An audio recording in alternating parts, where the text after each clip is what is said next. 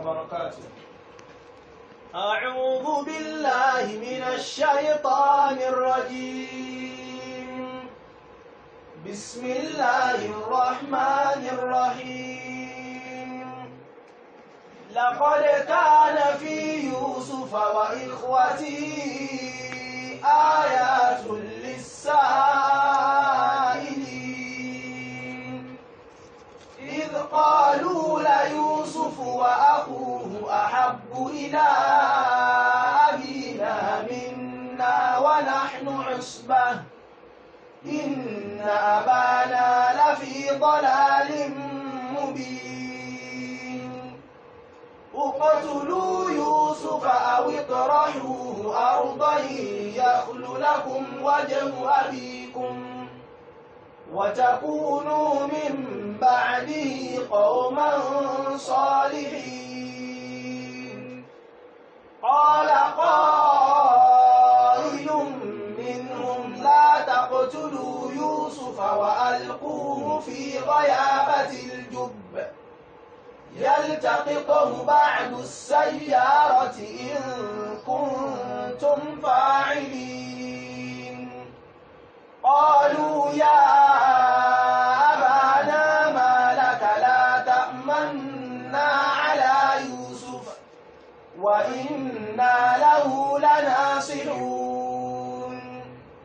أرسله معنا غدا يرتع ويلعب وإنا له لحافظون. قال إني ليحزنني أن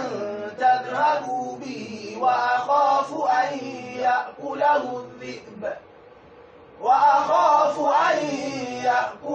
الذئب وأنتم عنه غافلون. قالوا لئن أكله الذئب ونحن عصبة إنا إذا لخاسرون. فلما ذهبوا به وأجمعوا أن يجعلوه في غيابة الجب وأوحينا إليه لتنبئنهم بأمرهم هذا وهم لا يشعرون. وجاءوا أباهم عشاء يبكون. قالوا يا أبانا إنا ذهبنا نستبق وتركنا يوسف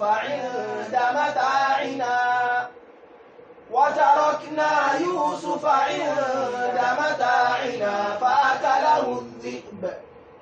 وما أنت بمؤمن لنا ولو كنا صادقين. وجاءوا على قميصه بدم كذب قال بل سولت لكم أنفسكم أمرا فصبر جميل والله المستعان على ما تصفون. سبحانك لا علم لنا إلا ما علمتنا إنك أنت العليم الحكيم. آمين. اللهم علمنا ما ينفعنا وانفعنا بما علمتنا وزدنا علما يا عليم يا خبير. اللهم رب جبرائيل وميكائيل وإسرافيل فاطر السماوات والأرض عالم الغيب والشهادة أنت تحكم بين عبادك فيما كانوا فيه يختلفون اهدني لما اختلف فيه من الحق بإذنك إنك تهدي من تشاء إلى صراط مستقيم. السلام عليكم ورحمة الله وبركاته. وعليكم السلام ورحمة الله وبركاته. Adúpẹ́ pẹ́ fún Ọlọ́run ọba wa subhanahu wa ta'ala. Alhamdulillah. Ọlọ́run ọba tó tún ṣẹ́wà kù láti àná títí di àkókò yìí, òun náà ni a tún ṣe ọpẹ́ fún. Ọpẹ́ yẹ wá ní gbogbo ìgbà àti ní gbogbo àsìkò. Mélòó la fẹ́ kà nínú orí Ọlọ́run ọba lórí wa? A ò lè rí kà tán, wa in ta'uddu ni'matallahi la tuhsuha. Wa in ta'uddu ni'matallahi la sórí ẹ̀sìn ló fẹ́ kà ní olóríkà, sórí ayé náà ló fẹ́ kà ní òòlè mọ nọ́mbà rẹ̀. Àwa dúpẹ́ fọ́lọ́run ọba generally pé àgbà wípé orí rẹ̀ pọ̀ lórí wa, àánú rẹ̀ pọ̀ lórí wa, wà wò pa dúpẹ́ ìwà sàlékún orí rẹ̀ lórí wa náà, ọ̀dẹ̀ sàlékún àánú rẹ̀ lórí wa. A wà nínú Suratu Yusuf, àyà 18, ibẹ̀ la wà lánàá, ibẹ̀ náà la sì tún padà sí lẹ́ni náà bákan náà, torí wípé Ọlọ́run ọba ò sí níyọ̀ǹda fún wa láti parí tafsiru àyà náà níjókòó tàná. Ọlọ́run ọba sí ní ọrùn fún wa láti ṣe àlàyé lórí gbólóhùn 4 péré àbí gbólóhùn 5 péré tó wà nínú súrà náà, ìyẹn níjókòó tàná. Gbólóhùn alákọ̀ọ́kọ́ òun náà ni gbólóhùn wàjáú, gbólóhùn ẹlẹ́ẹ̀kejì òun náà ni gbólóhùn àlá, gbólóhùn ẹlẹ́ẹ̀kẹta òun náà ni kọmíìsì, gbólóhùn ẹlẹ́ẹ̀kẹrin òun náà ni bídàm, ẹlẹ́ẹ̀karùn òun náà ni kẹ́sbìn. Ìdán gbólóhùn 5 tá a rí yanjú ní ìjókòó tàná nù. Àwọn abẹ́lẹ́ wọn bàbá láàánú jùlọ kó ṣe ìyókù tó kù nínú àyà náà, kó ṣe àlàyé ẹ̀ nírọ̀rùn fún wa, kọ́dẹ̀ sí nírọ̀rùn fẹ́yìn olùgbọ́ wa náà. Ọlọ́run bá ń sọ pé a'udhu billahi minash shaytanir rajim. A'udhu billahi minash shaytanir rajim. Wa ja'u ala qamisihi bidamin kadhib. Wa ja'u ala qamisihi bidamin kadhib. قال بل سولت لكم أنفسكم أمرا قال بل سولت لكم أنفسكم أمرا فصبر جميل والله المستعان على ما تصفون. والله المستعان على ما تصفون. And they brought his shirt stained with first blood. He said, Nay, but your own selves have made up a tale. So for me, patience is most fitting. And it is Allah alone whose help can be sought against that lie which you describe. Yes. Ọlọ́run ọba ń tẹ̀síwájú nínú ìtàn yìí. Àwọn ọmọ mẹ́wẹ̀ẹ̀wá yìí wọ́n ti pa gbogbo rọ́, wọ́n dẹ̀ ti pa gbogbo itú tí wọ́n pa, wọ́n ti pa á lẹ̀ fún bàbá. Bàbá sàn ń wò wọ́n sàn ń gbọ́ wọn náà ni. Sùmọ́kù ánsá bàbá, ibi ánsá bàbá la dé lánàá tí a ní láǹfààní láti máa sọ pé kí ni bàbá yìí ó wù. Ìwọ olùgbọ́ mi alákùnrin tó bá jẹ́ sípò wa pẹ̀lú wa láti bẹ̀rẹ̀ súrà yìí, tí wọ́n bá fi 1% irú ẹ̀ lọ ẹ̀ntì ẹ̀ tí wọ́n bá ní kílèsì tó fọmọ rẹ̀ mọ́mọ̀ pé sì rẹ̀ yóò ní agbára. Báwo wáyé ní bí gbogbo ẹ̀ ṣe pọ̀ tó yìí, bí gbogbo ẹ̀ ṣe le tó yìí, kẹwàá wo ánsà tí Ànábì wa Yakub alayhi salatu wassalam tó fún àwọn ọmọ rẹ̀.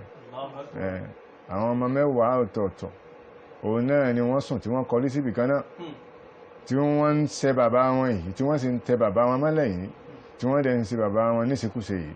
Tó ń ti bẹ́ẹ̀ náà iwájú bàbá náà ni wọ́n wà. Bàbá ò sọ nǹkan kan tó le fún wọn o. Àyẹ̀kọ́ pọ̀ ń bẹ fún wa tá máa tẹ̀síwájú. Bàbá sọ pé nígbà tí bàbá ó sọ̀rọ̀ ní tó kọ́kọ́ fi bẹ̀rẹ̀ ní bal sawwalat lakum anfusukum amra. Bal sawwalat lakum anfusukum amra. Ẹ̀yin kọ́ lẹ sí èṣù ló lòyìn tí bàbá ìtumọ̀ àyà yẹn nìyẹn. Sawwalat lakum anfusukum amra.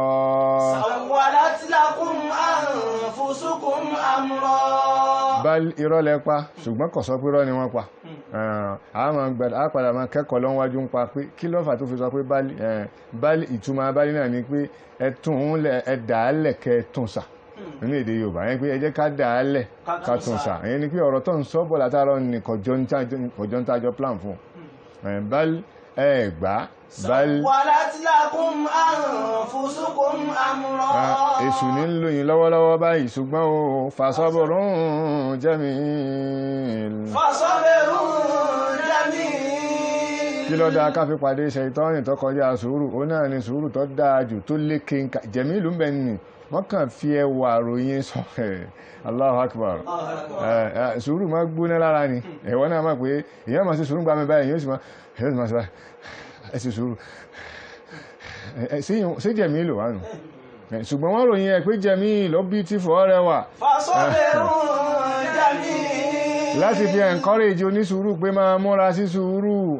ọkàn pọ́n lójú bá ní gbangba ni, inú rẹ̀ sí kíni ọrẹwà ju ìta tó ń wò yẹn lọ. Fasaburun jamil. Bàbá wọn sọ yí pé sùúrù korò lára, ó ṣòro ó ṣe ṣùgbọ́n èmi mọ̀ pé ẹwà ń bẹ nínú ẹ̀ ló fi ròyìn sùúrù náà pé jamil. fasabrun jamil. ó tún wá bẹ lọ́hùn pé wallahul musta'anu ala ma tasifun. káwá máa kí ó lọ rẹpẹtẹ báyìí nínú ẹnu àgékù àyàtà àríké mọ́lánà ní òun náà láfẹ́ máa kí ó lọ báyìí. bàbá wọn sọ pé báyìí tó bá sì rí báyìí nínú èdè Islam èdè Quran wọ́n máa lè idrab àmọ́ fi sọ pé ìntọ́ sọ kọ̀ yà sí ibi tó lọ́hun ọ̀nà ibi tó yà sí ni kí ẹ̀ máa sọ pé kíní báyìí ọ fẹ́ sọ fún yín pé tí mo ń sọ látàárọ̀ kì í sí bẹ́ẹ̀ mọ́nu. bàbá wọn sọ pé báyìí ọ̀rọ̀ rí bẹ́ẹ̀ ìsùnmọ́ kan sọ pé kazabtum ẹ parọ́ ó ní báyìí ọ̀rọ̀ rí bẹ́ẹ̀ tí a máa lò fún un. lẹ́yìn wọn àgbà náà bàbá wa tún wá ń tẹ̀ síwájú kò tún wá lẹ gbogbo allegation gbogbo aburú táwọn ọmọ yìí ṣe kò sí kankan tí bàbá wọn fi kàn wọ́n direct pé ẹ̀yin lẹ́sí kọ̀dẹ̀ sọ́jọ́ abẹ́ ń kò fún wọn rárá. ẹ dákun ọmọ ní má tijú bàbá láti má sọ́jọ́ abẹ́ ń kò fún ṣùgbọ́n bàbá ní tijú àwọn ọmọ kọ̀dẹ̀ tijú ọmọ síyáṣà ọmọ bá ṣe darí ẹbí ni. bàbá máa sọ̀rọ̀ bí ẹ̀gọ̀ fọ́mọ ẹ̀ tó bá fẹ́ darí ẹbí gbà ní ọ̀gá máa ṣe bí ẹ̀gọ̀ fọ́mọṣẹ́ rẹ̀ tó bá fẹ́ darí iléeṣẹ́ rẹ̀ dáadáa. gbogbo àwọn eré àyàn láti kẹ́kọ̀ọ́ mẹ́ tá bá fẹ́ káyé wọ́n dá àti kẹ́sìn wọn náà lè bá dá. ìwọ ìmáàmù tó ń gbọ́ mi ibà ọmọ ẹ̀fẹ̀ tó pa wà lọ́fẹ́ máa lò ní mọ́sálásí ọmọ pé ó lè dẹ́sìn kí jàmáà rẹ̀ ọmọ gan ọgẹ́ padà ọ̀fẹ́ àchífù kankan nù gbèsè ẹnu ètò ẹ̀sìn jàmáà rẹ̀ nìyẹn. so gbogbo àwọn nǹkan ìyá láti gbọ́ yìí kìí sí gbogbo gbà lórí ọmọ wà lórí o orí a máa dìdí yóò padà sísàlẹ̀ padà òkè a máa wálẹ̀ tí tẹ́wà gbé ilẹ̀ lẹ́ lọ sí òkè kó lè bá jẹ́ kẹ́ rí ní tẹ́ fẹ́ ṣe kẹ́ẹ̀sì lè bá débi tẹ́ fẹ́ sí kíni tẹ́ fẹ́ dé. bàbá ní sọ̀rọ̀ nítùnú yìí bàbá ní lẹ́yìn ìgbà tí wọ́n sọ pé bá ọ̀rọ̀ orí bẹ́ẹ̀ sí rò kò sọ pé wọ́n parọ́ ọdún wá ní sáwà látìlákùn ẹ máa ní kí o sì máa sáwà látìlákùn ẹ zẹ́yà látìlákùn ó ṣe lọ́sọ̀ fún yín kọ̀ wá sọ tí èṣù ṣe lẹ́sọ̀ ẹ̀mí wọn ṣe lẹ́sọ̀ fún wọn gẹ́gẹ́ bí tá a sọ lánàá pé ẹ̀mí èṣù la máa pè á ní pé ẹ̀mí wọn gangan tí bàbá wọn bí wọn. bàbá ń sọ pé ẹ̀yin wọn yìí o tó bá jẹ́ sí pé wà tẹ́ òhù ẹ fẹ́ wù ọmọ mi ni ẹ̀ ní ṣe ń tẹ́ sí ṣùgbọ́n anfusukum ẹ̀mí èṣù tó ti wọlé sí yín lára yìí kì í ṣe ẹ̀mí ẹ̀yin ọmọ mi tí mo bí ẹ̀mí èṣù nílò yín lọ́wọ́lọ́wọ́ báyìí iná ló jẹ́ kẹ́ máa ṣe bí ẹ ti ń ṣe yìí. nígbà tí ó tún wá sọ ń dáwọn ọmọ ṣe kò tún wá là á mọ́lẹ̀ fún ó ní amúrán ẹ̀yin àfáà máa wo Kùránì yín lé dáadáa ẹni tí ó sì fáà náà kọ́ máa wo amúrán wọ́n náà máa tẹ́ pè ní amúrán orí kan bẹ́ amúrán orí lámú yusammihi bàbá àwọn ànábì wa Yusuf bàbá àwọn ọmọ mẹ́wàá yìí kò sórú ọ̀nà tí wọ́n dá ó ní zayyana ó ní sawwalat lakum anfusukum amra sawwalat lakum anfusukum amra bàbá sì máa amúrù yìí ṣùgbọ́n kọ̀ lámọ́lẹ̀ ó tún wá sí amúrù yẹn ní nákírà tí ò lásọ lára kò fún ní alifu àti kíni àti bàbá ma amúrù yìí dáadáa torí pé ó ti mọ̀ níjọ́ kìíní àná tí kódà níwájú nínú ìtàn níparí lọ́nà nígbà tí wọ́n mú ànábì tí wọ́n mú Bàníyàmínù náà lọ bàbá tún pè ní amúrọ̀ ń bẹ̀ náà kò tún làmọ́lẹ̀ náà ẹ̀yẹ́ rí pé bàbá yìí ó gùd ní bí ó sì darí àwọn ọmọ rẹ̀ ọ̀pọ̀lọpọ̀ òbí tó lù sí ọmọ àìmọ́ ma báyìí sí hàndù ọmọ náà lọ́fà tẹ́ fi lù sí ọmọ yìí ọmọ ẹlòmí ọ̀fẹ́ rí bàbá ẹ̀ bọ̀ ọmọ kan bẹ tó ń sọ wípé tó ń bá wá sílùú tí bàbá òun wà tí mọ́tò ọba gbé òun kọjá níwájú ìta rẹ̀ gan wọ́n sọ pé kọ́ gbàbò mí. àwọn abẹ́rẹ́ pé kí ni bàbá yẹn ṣe ọ wá sọ oríṣiríṣi nǹkan tí bàbá yẹn ṣe àwọn abẹ́rẹ́ sí tùpẹ́ ẹ̀sìn ọgbà ọba òun ìwọ́ lọ sí dáadáa òun ló ṣe ní tí ọ̀dà yóò sì rojú ẹ̀ níwájú Ọlọ́run ṣùgbọ́n wọ́n lọ sojú ṣe rẹ lọ́dọ̀ bàbá rẹ̀ àti ẹ̀. so bàbá yìí tún sọ níbi àyà Suratu Yusuf àyà 83 nígbà tí wọ́n tún mú Bàníyàmínù lọ tí ṣe àbúrò ànábì wa Yusuf tí wọn ò tún mú wálé mọ́ bàbá tún sọ pé qala bal sawwalat lakum anfusukum amra táyà bá ti ẹ̀ sọ pé ó ṣe ìsìwí tẹ̀ kan nígbàtí ti Yusuf ó ṣe ìsìwí pé amúrán ni só tún ṣe ìsìwí amúrán níbi ti Bàníyàmínù náà ni ó yẹ kọ́ mọ̀ pé ìwà ọmọlúwàbí ń jinlẹ̀ sára náà ìwà Yakubu ni alayhi salatu wassalam ọmọ ilé darí ó perfect níbi ká darí ilé àwọn ọmọ mẹ́wẹ̀ẹ̀wá tó sọ amúrán ti Yusuf fún àwọn náà ló tún sọ amúrán ti Bàníyàmínù fún bẹ́ẹ̀ náà ó fi wáyé pé wọ́n ṣe amúrù ní nákírà wọ́n ṣe ní tí kò ní alifati lam láti jẹ́ sí pé bàbá ọ̀fẹ́ kí wọ́n mọ̀ ní tó wá ṣe yìí sí lè yaksiba awlada kó lè bá jẹ́ sí pé kò ní lùsì ọmọ rẹ̀ wala yakhsirhum ولا يكسرهم kó sì má bàa ṣe lùsì àwọn ọmọ ẹ̀. مع علمه بالأمر. òun gangan Ma'muru yẹn o bàbá Ma'muru yẹn o ومما يؤكد على ذلك èyí tí ó fi rinlẹ̀ fún wa nígbà tí Yakubu tún sọ ẹ̀ padà ní gẹ́gẹ́ bí n ta kà fún sọ́tù Yusuf aya 83 ẹ̀rí pé amúrán tó wà bẹ́ẹ̀ náà. قال بل سولت لكم أنفسكم أمرا. ó tún wá béèrè fún sùúrù tọrẹ wà ń bẹ̀ pé فصبر جميل. عسى الله عسى الله أن يأتيني بهم جميعا. kí lọ́lọ́run jẹ́ إنه هو العليم الحكيم. ẹ̀yin ọba ni àwọn onímọ̀ kan sọ wípé قال بعض العلماء wọ́n lá Ànábì wa Yakubu إن wọ́n يعقوب عليه السلام ìwọ àfáà tó jẹ́ sí pé ọsáfẹ́ kọjá sí pé ogun tó bá sọ abẹ́gi ni abẹ́gi ẹyẹ ṣe mistake ní ti ẹ̀ láì ogun tó bá ti rò náà lọ́wọ́ pé haqqu ni òdodo ni sọ́ra rẹ̀ Ànábì Yakubu mi bẹ àwọn onímọ̀ kan wádìí sawwalat lakum anfusukum amran tí Ànábì Yakubu wílẹ̀ méjì nínú ìtàn yìí wọ́n ní Ànábì Yakubu gbata lákọ̀ọ́kọ́ أصاب في الموضع الأول. wọ́n lọ gbata lákọ̀ọ́kọ́ sọ mọ̀ pé àwọn ọmọ rẹ̀ parọ́ mi ta lákọ̀ọ́kọ́ ni ó ní ọgbà ń bẹ̀rẹ̀ ṣùgbọ́n bí ti ẹlẹ́ẹ̀kejì ولم يصب في الموضع nígbà bá الآخر. débi àyà yẹn inú sọ́tù Yusuf nígbà tí a bá ń tẹ̀ síwájú bóyá lọ́dún àbí lọ́dún mìíràn a máa rí wípé wọ́n ní kọ̀ gbà wọ́n ní Ànábì Yakubu gbalẹ́hùn èyí tá a kà ní àyà 83 kí lọ́ba tí ò fi gbà sí àwọn ọmọ parọ́ ń bẹ̀ yẹn ẹ dákun sáwọn ọmọ mẹ́wẹ̀ẹ̀wá parọ́ ńgbà tí wọ́n wálé wá bàbá wọn wípé ọmọ rẹ̀ jalè o Yakubu jalè Bani Aminu jalè ọwọ́ bá sì ti tẹ̀ wọ́n lè ti mú sọ́dọ̀ pé ọ̀dọ̀ àwọn ni ọmọ wà wọn ò parọ́ bó ṣe ṣẹlẹ̀ láwọn ṣe rí físíkà náà nìyẹn bó ti yẹ sí pé ẹ̀gbọ́n rẹ̀ lọ da ló lo àhámà akẹ́kọ̀ọ́ ńbẹ náà pé ìjẹ́lá lẹ́tọ̀ àti dété báwọn láti fi mú nǹkan wa dúró sọ́dọ̀ wa Ànábì Yusuf ó ti dànábì ọlọ́ngbà náà ó fi ọgbọ́n ẹ̀wẹ́ tó jẹ́ halal ó fi retain ó fi dá kíni ó fi dá àbúrò ẹ̀ dúró kalẹ̀ so ọmọ rẹ̀ àbúrò rẹ̀ yìí táwọn ẹ̀gbọ́n wá jí sẹ́ńlé pé wọ́n lọ jalè wọ́n tẹ̀ tí mo dúró ní ọ̀hún nígbà Ànábì Yakubu tó gbọ́ léyìí ló tún wọ́n pé bal sawwalat lakum anfusukum amra. بل سولت لكم أنفسكم أمرا. wọ́n wá ní bàbá yìí yóò gbalẹ̀ mi ó ti tún ṣe suspect àwọn ọmọ mẹ́wàá lẹ́ẹ̀kejì pé bẹ́ẹ̀ ti ṣe Yusuf ń jẹ́ kìnní àná ẹ̀tún àwọn sì kọ Yusuf ló mú àbúrò ẹ̀ sílẹ̀ wọ́n ní wọn ò gbà ń bẹ̀ àìmọ́ gbà ń bẹ̀ wọ́n ní gbogbo eléyìí jẹ́ mẹ́sẹ̀jì fún gbogbo ẹni tó bá ti jẹ́ ànábì Ọlọ́run nù àwọn èdè ènìyàn ẹ jẹ́ ká ṣọ́ra ká máa suspect ráyù wa ìròyìn wa pé àbáyá mi ò sì gbá máa rò bẹ́ẹ̀ ó dájú pé ò lè gba 100% káàtì ẹ̀pọ̀ lọ́hún sàánú ẹ̀ pé ọ̀sábà máa ń ṣe déédéé ọ̀pọ̀lọpọ̀ gbà ọ máa ń ṣe mistake wàá máa ń ṣàṣìṣe ọ̀ràn yẹn lélẹ̀ mú so ìyún ẹ̀kọ́ tí a rí kọ́ńbẹ̀ ní kálukú mú yún sí ọwọ́ ọ̀tún rẹ̀ náà bal sawwalat lakum anfusukum amra. بل سولت لكم أنفسكم أمرا. gbólóhùn tí Ànábì Yakubu sọ yìí tó ní ẹ̀mí èṣù ló ń lò yín lọ́wọ́lọ́wọ́ ẹ̀yin ọmọ wọn yìí wọ́n ní fi hadha al-jawab ánsà tí Yakubu dáhùn yìí دليل قوي على حبه في أولاده. wọ́n ní ó ń jẹ́ evidence tó ní agbára púpọ̀ fún wa tá a lè máa fi sọ wípé Ànábì Yakubu fẹ́ràn àwọn ọmọ rẹ̀ وقد قررنا ذلك كثيرا لجميع الأولاد. àti sọ lè tẹ́lẹ̀tẹ́lẹ̀ lọ́pọ̀lọpọ̀ ọgbà wípé gbogbo ẹ̀yin ọmọ gbogbo àwa ọmọ يفهمون آباءهم بشيء ẹ̀yin ọmọ àtàwọn ọmọ táwọn máa rò pé àwọn òbí wa wọ́n kórìíra wa من البغض. ẹ tú dànù kò rí bẹ́ẹ̀ o kò sí bàbá kò sí ìyá tó kórìíra ọmọ rẹ̀ ṣùgbọ́n ìfẹ́ ju kíni lọ ó jura wọn lọ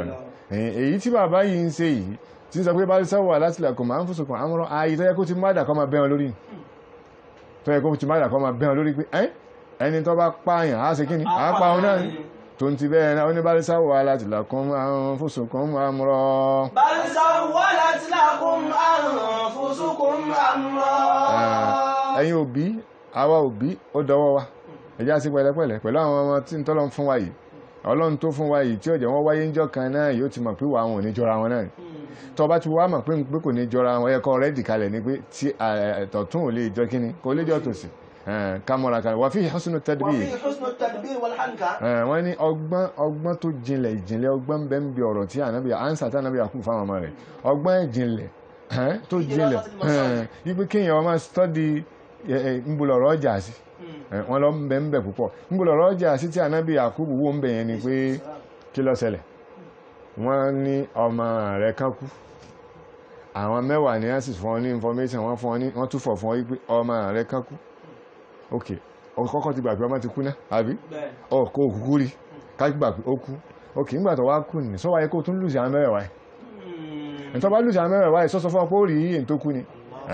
ìyẹn ni a mi sọ pé kọ́ ìdẹ́tò ti kárí àkáfí ìbọ̀rọ̀ wọ́n ní ànábì Yakubu wo wípé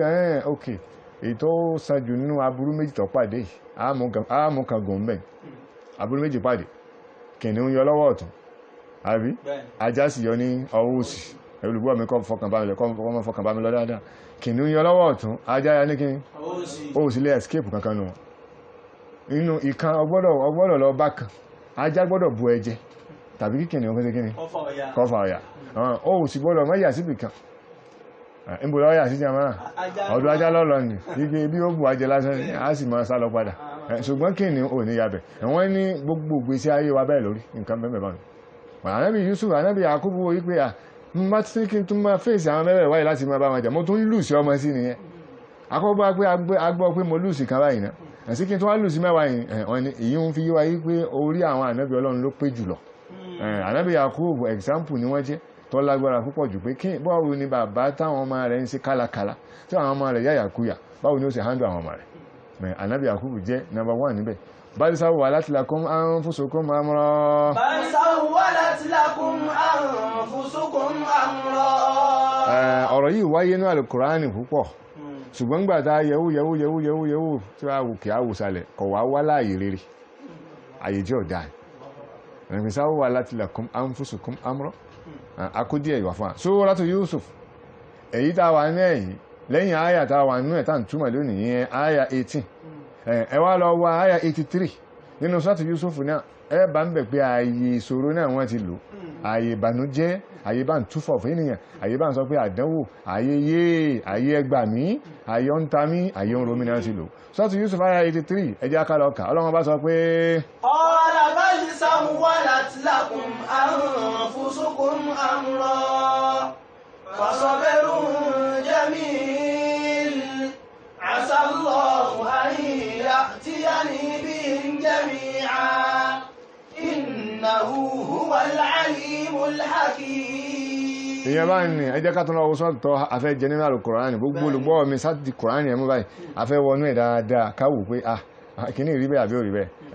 ẹjẹ́ ká lọ wọ́sọ́ tọ́ àyà 96 Ọlọ́run bá sọ pé qala basurtu bima lam yabsuru bihi faqabartu qabdatan min athari ar-rasul fanabadtuha wa kadhalika sawwalat li nafsi. ta ní sọ yìí Sámìrì yìí olórí ike náà ní sọ yìí ó ní wa kadhalika sawwalat li nafsi wa kadhalika sawwalat li nafsi. Suratu Muhammad àyà 25 Ọlọ́run bá sọ pé innal ladhina irtaddu ala adbarihim min ba'di ma tabayyana lahumul huda ash-shaytanu sawwala lahum wa amla lahum. èṣù náà ni ẹ̀wọ̀rí nǹkan láàlú náà nù aburú ni a ń lò fún àtúnwárá wọn gbólóhùn tó tún jẹ́ sí pé òun náà ṣe déédéé sáwàlát àbí sáwàlá òun náà ni zayyana tàbí zayyanat al-mudaf ila shaytan èyí tí wọ́n sàfihàn sí shaytan subhanallah ìpìlẹ̀ ní pé tí wọ́n pè ní zina ní ọ̀ṣọ́ kálukú lọ́láìkì ọ̀ṣọ́ ní wọ́n ní ọ̀ṣọ́ jígbìn ní ọ̀rẹ́wà ọ̀ṣọ́ ọlọ́ṣọ́ ẹnìkan ẹlòmíkan jẹ́ ọlọ́ṣọ́ ọ̀ṣọ́ ní tó dára ni ṣùgbọ́n nígbà tí wọ́n ti àfihàn ọ̀ṣọ́ sára shaytan tàbí sí ẹ̀mí èṣù ọ̀ṣọ́ wá di nǹkan tí ò ní lárí mọ́ ọ̀ṣọ́ di nǹkan tá a kórìíra ẹ jẹ́ ká lọ wo example Suratul An'am tó bá ti rí zayyana àti zayyana tí náà Al-Qur'ani ìtumọ̀ rẹ̀ náà ní sawwalat àbí sawwala gẹ́gẹ́ bí ta kéènì Suratul An'am àyà 43 Ọlọ́run bá sọ pé falawla idh ja'ahum ba'suna tadarra'u walakin qasat qulubuhum wa zayyana lahumu ash-shaytanu ma kanu ya'malun. ẹ̀rìbáni abẹ́rẹ́ náà ni Suratul Naml àyà 24 wajadtuha wa qawmaha yasjuduna lish-shamsi min dunillah wa zayyana lahumu ash-shaytanu a'malahum fasaddahum 'anis sabili fahum la yahtadun. ẹ̀rí kan aburú náà ni Suratul Ankabut ẹ̀tùn bá burú Zayyana ń bẹ ọlọ́wọ́ bá sọ pé وعادا وثمود وقد تبين لكم من مساكنهم وزين لهم الشيطان أعمالهم فصدهم عن السبيل وكانوا مستبصرين. سورة النحل آية 63 ẹ̀tùn bá ń bẹ aburú náà tó ní تالله لقد أرسلنا إلى أمم من قبلك فزين لهم الشيطان أعمالهم فهو وليهم اليوم ولهم عذاب أليم. سورة الأنعام آية 43 ẹ̀tùn bá ń bẹ bá náà فلولا إذ جاءهم بأسنا تضرعوا ولكن قست قلوبهم وزين لهم الشيطان ما كانوا يعملون. Suratul Fatih àyá kejìlá ẹ̀tùn bá ń bẹ̀ digbí Ọlọ́run bá sọ pé بل ظننتم أن لن ينقلب الرسول والمؤمنون إلى أهلهم أبدا وزين ذلك في قلوبكم وظننتم ظن السوء وكنتم قوما بورا. gbólóhùn àkọ́kọ́ tí ànábì wa Yakubu tí ó kọ́kọ́ sọ náà ni pé bal sawwalat lakum anfusukum amra. بل سولت لكم أنفسكم أمرا. a sì gbọ́ túnmọ̀ èyí pé tí ń sọ náà ni pé ẹ̀mí èṣù ní ń dà yín láàmú ẹ̀yin náà kọ́. بل سولت لكم أنفسكم أمرا. tọ́mọ tiẹ̀ náà bá yàkúyà máa sọ fún un pé ìwọ náà kọ́ ọmọ mi ẹ̀mí èṣù ní ń dààmú rẹ lọ́wọ́. بل سولت لكم أنفسكم أمرا. ìyàwó rẹ̀ ọya paálí mọ́ ọ lọ́wọ́ má sọ fún wọn náà ló ń ṣera rẹ̀ sọ pé ẹ̀mí èṣù ní ṣe kíni ní ń dà ọ́ láàmú. بل سولت لكم أنفسكم أمرا. ọkọ rẹ̀ lọ́yà yàkúyà mẹ́ lọ́wọ́ tí ó gbọ́ mọ́ tọ́ yarí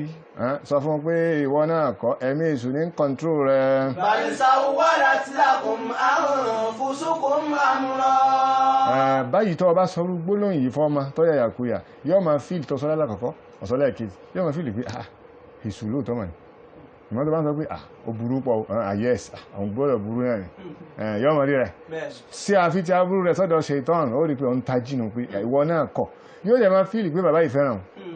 bàbá yìí sí kíni ó fẹ́ràn á padà sọ àwọn níparí ẹ̀kọ́ inṣáàlá àwọn àǹfààní tó yẹ ká mú jáde látara àwọn technique tánà bí Yakubu lóhùn bíbà tó fi jèrè àwọn ọmọ ń padà ó kú jèrè àwọn ọmọ ń padà ẹwọ bí wọ́n sì yàyàkúyà tó wọ́n á jèrè gbogbo wọn padà subhanallah naam eléyìí ọ̀rọ̀ àkọ́kọ́ tí Ànábì Yakubu sọnù ọ̀rọ̀ ẹlẹ́ẹ̀kejì tí wọ́n wá sọ náà ni pé fasaburun jamil. fasaburun jamil. sùúrù tó kọjá sùúrù wọn náà láfi pàdé mùsíbà yìí kò sí sùúrù kankan tó kọjá sùúrù tá a gbọ́dọ̀ lò níbi irú situation tá a wà yìí. وليس هناك أفضل علاج للتعامل مع الحساد وغيرهم من مصائب الدنيا من الصبر. wọ́n ní kẹ́lẹ́ ọmọ yìí pé kò sí nǹkan tá a lè fi bá ẹlẹ́gàn gbé oníkèéta ẹni tí ń bínú rẹ̀ mọ́ gbóná ra mọ́ fún tiẹ̀ ara tiẹ̀ ní gbóná wọ́n sì bómi sí ń tiẹ̀ tí wọ́n náà bá tó ń gbóná ra iná àti iná sí kíni yọ́ wà jò tẹ́yìn bá nílà káyì dáadáa tó bá ti mọ̀ pé kèéta ní ń dání láàmú ọ̀gbọ́dọ̀ bájà kódà kò bú bàbá ẹ̀ kò tún pè ẹ sí kọ́ bá fọwọ́ lọ ẹ̀ ní mú báyìí sọ pé só ti tó kèéta ni o tí kò bá jẹ́ kèéta ó lè máa jà ṣùgbọ́n ọ bá jẹ́ pé kèéta ní máa ń bọ́ ọjà sí bọ́ bá bínú gbà yẹn gan ni ó ṣẹ̀ṣẹ̀ wá ráyè ṣe tó yẹ kó ṣe fún torí bí àwọn ọ̀rọ̀ tó fẹ́ sọ tẹ́lẹ̀tẹ́lẹ̀ tí ò rí sọ tó bá ti lè bínú báyìí yes ọwọ́ bá ní òun náà wà ráyè iná àti iná sí kínú wọ́n pàdé ara wọn ní kò sí nǹkan tá a lè fi pàdé oníkèéta ẹlẹ́gàn tó tó ká ní sùúrù kò sì sí tá a lè fi sáyé tó sùúrù láyé wọ́n sọ́bùrù matulubun umuman sùúrù ní ìdánilò sùúrù lápapọ̀ gan gbogbo gbèsè ayé wa nílò sùúrù ẹnìkan béèrè pé sùúrù náà pọ̀ ọ̀bọ̀lọ̀ má sí sùúrù tó bá sí sùúrù lè sáyé wàláhì kò sí tó ń ṣe nínú gbèsè ayé rẹ̀ tó bá fi sùúrù sí ò lè rí ìyá tó lọ rajà ní tó lọ ra wọ́n fẹ́ jẹ oúnjẹ kan àbí wọ́n lọ sọ́jà wọ́n lọ rọ́njẹ wálé wọ́n fẹ́ jẹ iṣu lápèjúwe ẹ̀ẹ́dà fún tí yóò rí iṣu jẹ tí ẹ̀bà ní sọ̀rọ̀ yóò kọ́kọ́ jókòó náà yóò bẹ́ tó bá bẹ́ tán yóò sànú tó bá sànú tán yóò gbé léná yóò tó sórí iná tó tún ṣe tán yóò tún yẹ òkú só jiná àbí ò jiná tó bá jiná tán yóò sọ kalẹ̀ tó bá sọ kalẹ̀ tó bá tún jẹ tán yóò tún fọ pọ́ọ̀tì ó tún fọ abọ́ ó tún fọwọ́ ṣé kìí ṣe sùúrù ni sùúrù ni kò sí ní tó fẹ́ fi sáyé yìí tó nílò sùúrù ló fi jẹ́ sí pé ṣùgbọ́n lọ mọ̀ pé sùúrù tí wọ́n ànábì Yakubu wá ń sọ láàrin yìí ọ̀tọ̀ láyé tá àti máa lò òun ti sùúrù generally àgbọ̀rọ̀ mẹ́ni ṣùgbọ́n sùúrù tánàbí Yakubu sọ pé jẹ̀mílù yìí bí tá àti máa lò náà ni mùsíbà tó bá tọwọ́ àwọn ọmọ rẹ̀ wá bá ọ sọ́bùrún jẹ̀mílù ló fi pàdé lápèjú ẹ̀mí ní ọkù nínú kí wọ́n yí ọmọ pọ̀ fún ẹ sùúrù tó ń pè ń jẹ̀mílù ló fi pàdé au ikhfaq tàbí kọjá sí pé ọ̀rọ̀ ayé wọn ò tòrò bí kọ́ máa ó ń ṣe dáadáa ṣùgbọ́n ó ní driving lọ fẹ́ sí ní pé driver ọ̀dá àbí driving ọ̀dá ṣùgbọ́n ọmọ tó rí ẹ̀ pé tó ní mọ́tò lọ fẹ́ máa wà sọmọ pé inú ọmọ bí bàbá yìí irú ọmọ wà lélẹ̀ wáyà ẹ̀ ohun tó fi pàdé ẹni sọ́bùrún jẹ̀mílù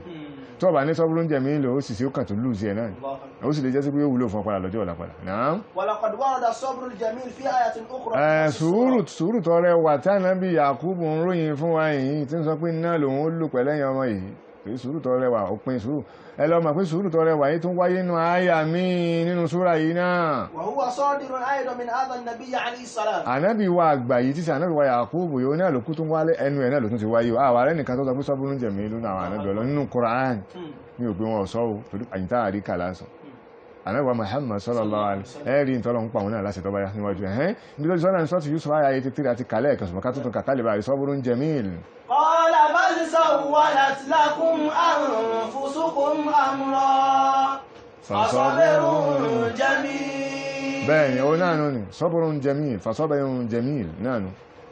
ومما يشبه الصبر الجميل ان tó tún jọ صبر الجميل taari fún Ànábì Yakubu yìí ó náà ní الصفح الجميل ó náà ní الصفح الجميل ẹni wọ́n pé صبر الجميل sùúrù tó dáa jùlọ ṣùgbọ́n ìtaari kò inú rẹ̀ wá dáa jù gbogbo nǹkan lọ bẹ́ẹ̀ náà ni as-safhul jamil àmójúkúrò tó rẹwà àwọn pé ọ̀tọ̀ ní sùúrù ọ̀tọ̀ làmójúkúrò sùúrù ń gbà mí èyàn lè má lámójúkúrò bẹ́ẹ̀ kan bá ṣe aburú sí ọ ní ìsìn tó wá ní sùúrù fún a lè tí ìsọpọ̀ ṣàmójúkúrò fún ó dìgbà tó bá tó sọ wípé mi ní gbẹ̀san as-safhu òun náà ni àmójúkúrò ọlágbára jù kí lọ ọlágbára jù sùúrù lọ ẹni tó ṣe safhu ó ti kọ́kọ́ ní sùúrù náà lẹ́yìn wá àgbà náà ó tún wá lógòkè mí wípé àmì ìgbẹ̀san ọ wá ń ṣe dáadáa sẹ́ni tó ṣe gíní sáńtọ́ sàbúrú ẹni sùúrù lè má ṣe dáadáa sẹ́ni tó sàbúrú sí báyìí safhul jamil a rí in tó mú alọ́bẹ̀ náà ni jẹ̀mílù tó wà lára sọ́búrù ni àwárí bó tilẹ̀ jẹ́ sí pé ìyàtọ̀ díẹ̀ ń bẹ láàrin as-sabru al-jamil àbí sabrun jamilun àti as-safhu al-jamil nínú ayàtọ̀ lọ́wọ́ bá sọ safhu al-jamil àtẹ́ntọ́ lọ́wọ́ bá sọ fún náà ni Ànábì Muhammad sallallahu alaihi wasallam lọ́wọ́ bá sọ ti as-safhu al-jamil Suratul Hijr àyà 85 ọya ẹjẹ́ ká kí Ọlọ́run bá sọ pé wa ma khalaqna as-samawati wal-arda wa ma baynahuma illa bil-haqq wa inna as-sa'ata la'atiyah fasfahi as-safha al-jamil. Ọlọ́run bá dojú kọ Ànábì wa Muhammad sallallahu alaihi wasallam ó ní fasfahi as-safha al-jamil fasfahi as-safha al-jamil. Wa Ànábì mi mọ̀ ń pa ọ́ láṣẹ àmójúkúrò tó kọjá àmójúkúrò náà as-safha al-jamil kìí sàmójúkúrò tó wà tó easy fáwà èyí tó jẹ́ sí pé ó lè má fẹ́ easy fáwà Ọlọ́run sọ fún Ànábì kò sí wa Ànábì ṣe bí ẹni kó rí ó sì rí bójú rí ìtumọ̀ ẹni ẹ kẹ́nu sí kíni wa Ànábì ṣe bí ẹni kó rí ṣùgbọ́n orí wá tún gbé mi kó gbé mi kódà kó kóró gbé mi náà ni as-safha al-jamil fasfahi as-safha al-jamil ẹnu ìtaari tó jọ sabrun jamil nínú Al-Qur'an ẹni tó lọ́wọ́ bá sì sọ sabrun jamil tó sọ sabrun jamil jáde náà ni Ànábì wa Yakub ẹni tó lọ́wọ́ bá pa aláṣẹ pé kó sí as-safhu al-jamil náà ni Ànábì wa Muhammad sallallahu alaihi wasallam ẹwà jáwò fasabata li nabiyillah Yakub àwárí pé sabrun jamil tó lọ́wọ́ bá fi nílẹ̀ fún Ànábì Yakub náà Al-Qur'an munakkarun nakiran kọ̀ lásọ lára àwárí pé ó nílẹ̀ fún Ànábì wa Muhammad sallallahu alaihi wasallam as-safhu al-jamil èyí tó ní alif àti lam tó lásọ lára وذلك لما كانت مصيبة يعقوب محصورة nígbà tó jẹ́ sí wípé tàbá ní ká kọmpíà mùsíbà nábì méjèèjì yàtọ̀ síra wọn mùsíbà nábì Yakubu ó wà lórí àwọn ọmọ lásán nìkan mú jẹ́ sí pé orí àwọn ọmọ nìkan ni fọ́kọ̀ sí àmì òta fi ká nábì Yakubu Ọlọ́run ní sabrun jamil fasabrun jamil àwọn aṣọ pé nákàrà náà ni ẹgẹ́ bó ti wà ní ayà ẹlẹ́ẹ̀kejì náà pé fasabrun jamil suratu Yusuf ayà ìtìtẹ́ sabrun jamil náà fasabrun jamil torí pé lórí Yusuf lórí Banyamin lásán lè léwọn wọ́n nígbà tó jẹ́ sí pé àmì òta fi kan ànábì Yakub àdójú ẹ̀kọ́ ọmọ lásán Ọlọ́run wá sí nákàrà ó sì sọ́bùrù rẹ̀ ní tí ò ní aṣọ lára nákàrà sọ́bùrà ويؤكد على ذلك ورد في آية أخرى وجاء الصفح في حق نبينا محمد صلى الله عليه وسلم ẹ̀wọ́n lọ ma yí pé Safhul Jamil tó wá fún ànábì wa Muhammad sallallahu alaihi wasallam tá bá wà rí kí ó ní alif àti kíni lam ẹ̀yìn pé òun lásọ lára ń tí لما كانت المصائب التي يواجهها من قبل sẹ́bá ní kí lọ́fà torí pé musíbà tánàbí kojú ń tí ẹ̀ sallallahu alaihi wasallam níwájú àwọn kèfèrí àtàwọn ẹlẹ́bọ àtàwọn mùnáfìkì aktharu adadan wọ́n pọ̀ rẹ́gẹ́dẹ́ wọ́n pọ̀ láì ló ń kà láti bàtọ́ lọ́n ti sọ ànábì ló ti kojú àwọn ọ̀tá yìí torí wípé wọ́n pọ̀ wàhálà wọ́n sì jẹ́ oníranran ẹlòmí ọ̀fẹ́ ẹlòmí ìwọ́n náà ma oríṣiríṣi jẹ́ fojú ànábì rí wàfàdọ́ àti ṣòro rí àti àwọn aburú tó jẹ́ sí pé wọ́n fi kan ànábì àwọn oríṣiríṣi àwọn ìdààmú ìṣòro tí wọ́n fi fèsì ànábì nígbà tó jẹ́ sí pé kí ní ìlágbára ó tún wá pọ̀ sọ́fúnhù tọ́lọ́run mú wá fún nínú ayá ilé Ọlọ́run wá fún ní alif àti lam wọ́n tún wá ròyìn jẹ̀mílù ẹ̀ náà pẹ̀lú kí ní alif àti lam fata'ammal ẹ jẹ́ ká bèèrè wa léèrè pé ìwúnú méjèèjì ló dáa jù sabrun jamilun àbí safhul jamil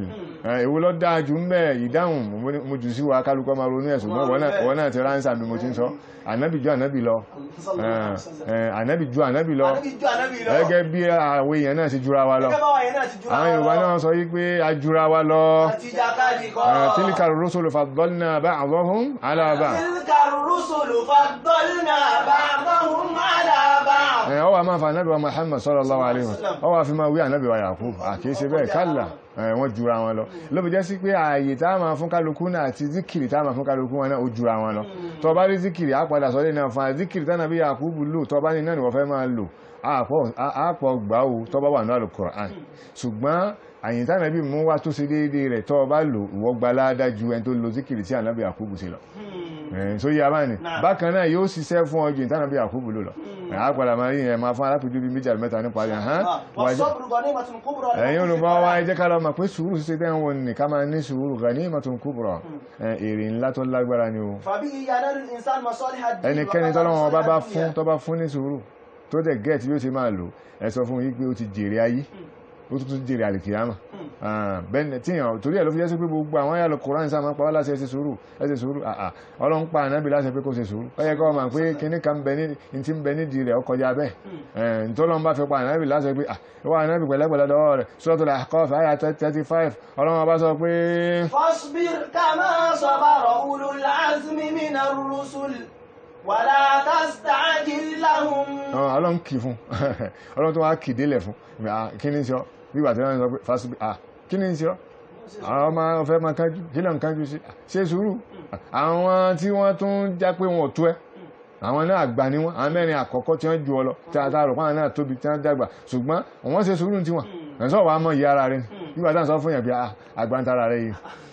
fasbir kama sabara ulul azmi minar rusul àwọn tá a fún ní ránkì tó ga jù náà àwọn ànábì Ọlọ́run àwọn mẹ́rin yẹn wọ́n ṣe sùúrù pọ̀ ní ànábì Ibrahim sùúrù rẹ̀ kọjá bẹ́ẹ̀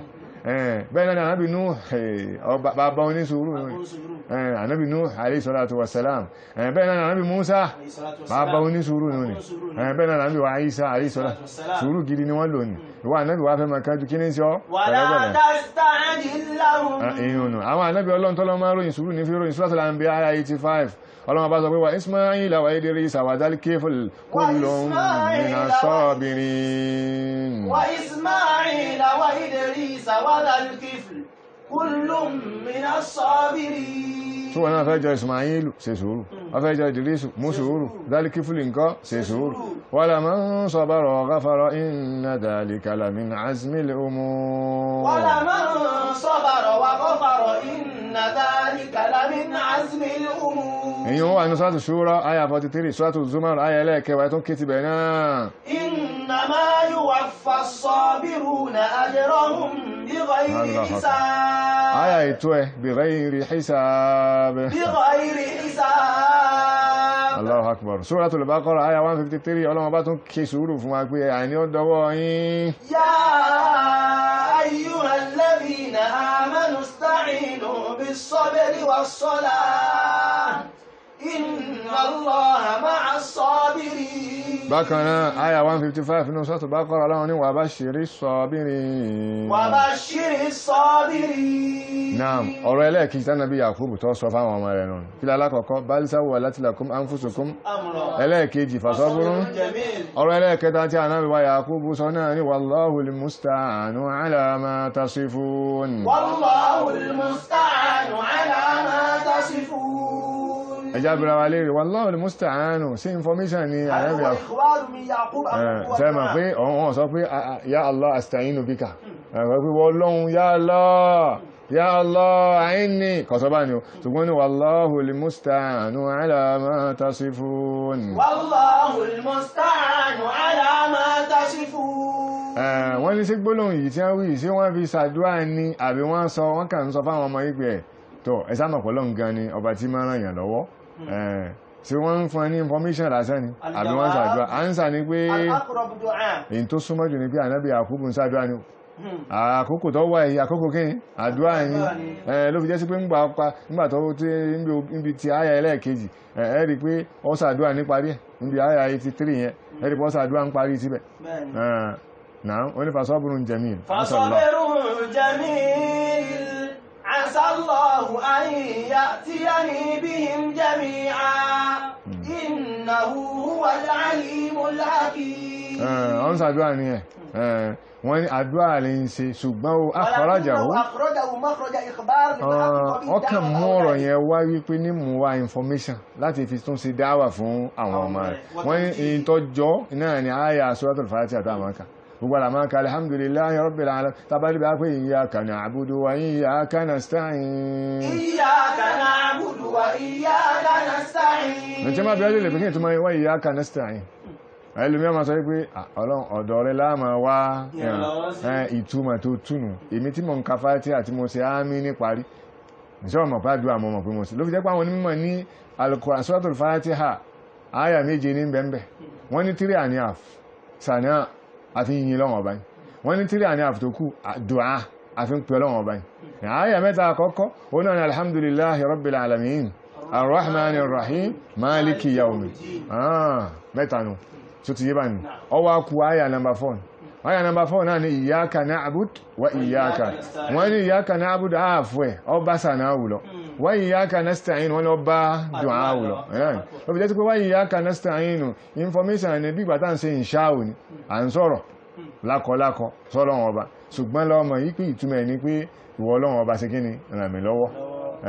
àwòrán tó gbé wá níta ní gbígbà tá à ń sọ̀rọ̀ ṣùgbọ́n à ń wá ràn lọ́wọ́ Ọlọ́run ọba ni èyí tí ó dẹ̀wọ́n tí ó jẹ́ kọ́ dáwà lójútù ní pé gbogbo àtàbá ké Fátíhà tán kí láwì àmín ó fi yà pé àdúrà ní bẹ́ẹ̀ ni ẹ jẹ́ ká tún wo àǹfààní kan láàrin ọ̀rọ̀ tí bàbá Ànábì wa Yusuf ẹ̀yẹn Ànábì wa Yakubu tí wọ́n sọ láàrin yìí wípé wallahul musta'anu ala ma tasifun wallahul musta'anu ala ma tasifun. Kí láǹfààní tá a fẹ́ mú jáde ń bẹ̀ ni wọ́n ní ìgbàwó láàmà sọ pé wallahul musta'anu hadha mata yuqal wallahul musta'anu hadha. ọ̀pọ̀lọpọ̀ àfáà nílé ẹ̀kọ́ Allahu musta'an Allahu musta'an àbí ọ̀pọ̀lọpọ̀ ní ọmọ akẹ́kọ̀ọ́ ní Allahu musta'an ẹ̀yin sí bẹ́ẹ̀ lórí ni àbí bẹ́ẹ̀ kọ́ ẹjá gbìyàwó bẹ́ẹ̀ ni àbí bẹ́ẹ̀ kọ́ ánsà ní kí ni nígbà tí bànújẹ́ bá ṣẹlẹ̀ sí èèyàn tó jẹ́ sí pé ọ̀nà pin mọ́ ènìyàn lèèyàn máa pé Allahu musta'an tàbí nǹkan kan a fẹ́ kọjá àrọ̀ náà lọ Allahu musta'an náà là máa wí walakinna an-nasa tawassa'u fil isti'an. àwọn èèyàn wá ti wá gba wèrè mọ́ báyìí wọ́n ti sọ di pé wá fẹ́ di pé òun gangan wá ní àdúrà báyìí ayé bí tẹ́lẹ̀ bí n tẹ́lẹ̀ kó tọ́ pé bísmìlá ó ti fi Allahu musta'an síbẹ̀ ó fẹ́ kọ́yàn lẹ́kọ̀ọ́ fẹ́ bẹ̀rẹ̀ kíláàsì Allahu musta'an sí Allahu musta'an rẹ̀ kò fi àbúkọ́ pé bismillah so ẹja kí ìsára ń bẹ̀ ní o ẹlòmíì tún pààrọ̀ rẹ̀ sáàyè tó ẹkọ́ máa ṣe la hawla wala quwwata naam hiya kalimatun tayyiba Allahul musta'an gbólóhùn tó dáa ní kìí sí pọ́wà máa sinmi gbọ́ pé wọ́n ní Allahul musta'an ọ̀dá bọ́ ẹlòmíì oríṣiríṣi etí ní gbọ́ wa ẹlòmíì àbọ̀ ní ọgbọ̀kù ní gbọ́ parí mọ́ mọ́ ní ẹmọ́ ní ẹmọ́ sọ Allahul musta'an mi ò gbé mọ́ sí Allahul musta'an gbólóhùn tó dáa ní ṣùgbọ́n wọ́n gbé rọ́pò nǹkan tí ànábì mú wa tó fa ń súnnà pé ká máa lò sáà má fi rọ́pò rẹ̀ má gbé rọ́pò bismillah má sì fi rọ́pò la hawla wala quwwata illa billah ìyẹn la ń sọ fún wa tó ń ti bẹ́ẹ̀ náà lọ mọ̀ pé ìlànà ànábì wa Muhammad sallallahu alaihi wasallam òun ló dáa jù òun ló pè rẹ jù náà ló rọrùn jù ló sì yẹ kó máa lò jù àwọn àpèjúwe tá a máa lò fún nǹkan yìí ọ̀pọ̀ dáadáa àdúrà tá a máa ṣe abáfẹ́ rìnrìn àjò ẹ rí i pé àwọn bàbá wa ń gbà mí nígbà ilé kí ó àwọn bá ti gorí nǹkan báyìí bismillahi majriha wa mursaha bismillahi majriha wa mursaha inna rabbi laghafurur rahim inna rabbi laghafurur rahim ó rẹ̀ ẹlòmí ó tún hàn sára mọ́tò rẹ̀ ó tún ṣe tàmáìmù dẹ̀dẹ̀ tẹ̀mímọ̀ dẹ̀dẹ̀ ẹlòmí ó tún kọ́ sára mọ́tò rẹ̀ ọkọ̀ sára masínẹ̀ nídìí masínẹ̀ pé bismillahi majriha wa mursaha ọ̀wọ́ yìí tó pàmí lẹ́nu jíjọ kan mọ́ wà ní kọ́ntrí kan àwọn wà ní kálukú wá ń pé ẹrù báàgì lọ́gẹ́jì kálukú fẹ́ wọ̀n àwọn mí wá kọ́ mọ́ ara wọn kan wá kọ́ sára kìíní wọn pé bismillahi majriha wọn subhanallah ó ní tó ń sọ ní pé ẹrù wọn yóò ní sọnù tó ń bá ti kọ bismillahi majriha wọn mú sára rẹ̀ pé ẹrù wọn kò ní lost ní pé ọlọ́run tó wọkọ̀ ànábì Nóhà débùté ògo tí ó ṣubú lójú ọ̀nà ẹrù yìí náà ṣe kí ni ẹ ó rí pé àdúrà tánàbí wa Nuhu alayhi salatu wa tí wọ́n wí nígbà tí wọ́n gorí ọkọ̀ nù wọ́n sì sọ̀kalẹ̀ ní kí ni láyọ̀ hádìyù kan nìyẹn mo fẹ́ fi sàpèjúwe fún àyẹ́ntọ́ fẹ́ máa rọ wallahu musta'an wallahu musta'an anábì àgbọ́lẹ́nu ẹ̀kọ́ lè wallahu musta'an sallallahu alayhi wa sallam ṣùgbọ́n Usman ibn Affan radiyallahu ta'ala anhu ó sọ wallahu musta'an ní ṣojú ànábì sallallahu alayhi wa sallam nígbà tí ànábì ń sọ fún yí pé ṣahidu ni ọ ṣùgbọ́n ọ wà lè jẹ́ náà ṣùgbọ́n ìpọ́njú tó ní agbára ló fi lò parí ayé rẹ̀ Usman ní Allahu musta'an ọ wà ní Sahih Bukhari Sahih Muslim hadith yìí ní mẹ́rin náà ẹ̀yìn tẹ̀lé lè mọ́ wípé ẹbí ọdún ṣe jẹ́ wọ́n wí ṣùgbọ́n sáà bí wí tó rẹ̀kọ́mẹ́ndì àfáà káwọn pé Allahu musta'an ẹlẹ́ẹ̀kejì sí Usman ibn Affan só wí gẹ́gẹ́ bí zikiri só wí gẹ́gẹ́ bí pọ́fẹ́ fi ṣe zikiri fọ́lọ́wọ́n bá ní àbó wí gẹ́gẹ́ bí ọ̀rọ̀ yìí pé níṣẹ́ ìtàwọn sọ pé mo gbé sọ ìpínlẹ̀ Yorùbá tí wọ́n fún ọ ní information tó pọ̀ lọ́wọ́ pé ẹgbà mí àwọn yìí sọ gbà mí tí wọ́n àwọn ní Allahu musta'an ṣé zikiri lọ́wọ́ fi kò bí sí zikiri ọkàn wí ní wí wípé kí láwọn àfi pàdé information tó jẹ́bà nù jẹ́bà àfikà sọ pé Wallahu musta'an náà so nípa báyìí eléyìí bẹ́ẹ̀ ni bismillahi majriha wa mursaha ara lómi tó jẹ́ sí pé tí máa wí ti ẹnu àwọn àfáà kan sì wọ́n wà ń ta di ìsìn tó jẹ́ sí pé náà ní àdúrà wo láti sábà lọ́rin àjò bismillahi majriha wa mursaha ẹ sọ fún yín pé padà sínú súnà nàbì sallallahu alaihi wasallam wa khairul hadi hadi Muhammadin sallallahu alaihi wasallam òun náà ní suratu Zukhruf aya 13-14 òun náà ní tánàbí máa wí òun ní subhanalladhi sakhkhara lana hadha wa ma kunna lahu muqrinin subhanalladhi sakhkhara lana hadha wa ma kunna lahu muqrinin kò tí ìtàn wa inna ila rabbina lamunqalibun subhanallah wáwò ànábì jù ànábì lọ